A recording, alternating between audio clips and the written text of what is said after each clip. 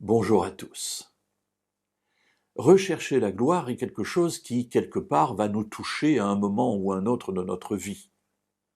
Nous n'avons pas tous la possibilité d'être président de la République, nous n'avons pas tous la possibilité d'être un Thomas Pesquet qui va dans les airs et qui va ainsi passer plusieurs mois au-dessus de la terre. Nous n'avons pas la possibilité d'être un grand chercheur ou un grand chirurgien ou un Albert Einstein.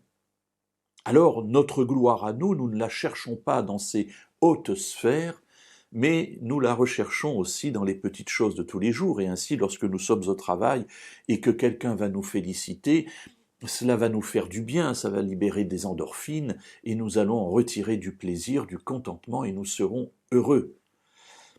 Et parfois, eh bien, cela peut glisser vers quelque chose qui devient, alors cette fois-ci négatif, c'est que nous ne faisons plus notre travail parce que nous devons le faire et que nous en retirons du plaisir du travail bien fait, mais nous le faisons pour que les autres viennent nous glorifier et viennent dire devant tous combien nous sommes importants dans l'entreprise, dans la fabrique de tel ou tel objet.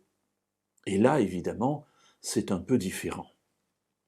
Jésus va attirer notre attention, toute la Bible va attirer notre attention sur le danger qu'il y a de rechercher la gloire. À un moment donné, il s'adressera à ses disciples et leur dira « Les grands de ce monde asservissent leur peuple, ils recherchent la gloire, mais ils le font en abîmant finalement les personnes qu'ils ont en responsabilité. Parmi vous, cela ne doit pas être pareil. Si vous voulez être le premier, et là on pourrait dire qu'on en retire une gloire, je suis le chef, je suis le conducteur, je suis le plus important, Jésus dira, devenez les serviteurs les uns des autres.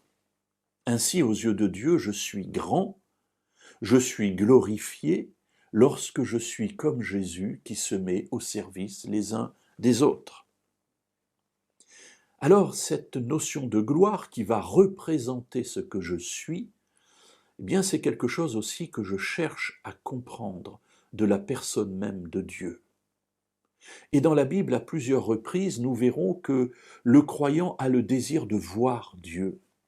C'est-à-dire qu'il a le désir d'être proche de Dieu. On en est proche par la prière, vous me direz, oui, bien sûr. On en est proche lorsqu'on voit Dieu agir dans notre vie, par des concours de circonstances, peut-être par des miracles évidents. Oui, bien sûr. Mais nous ne voyons pas Dieu. Et ce désir de voir Dieu, qui ne sera assouvi qu'à la résurrection, que lorsque Jésus reviendra, lorsque nous serons dans la vie éternelle, est quand même quelque chose qui est là et qui va nous pousser à nous adresser à Dieu. Alors effectivement, dans le livre de l'Exode, au chapitre 33 et au verset 18, nous voyons Moïse qui dit à Dieu « Fais-moi voir ta gloire ». Demain, nous verrons la réponse de Dieu.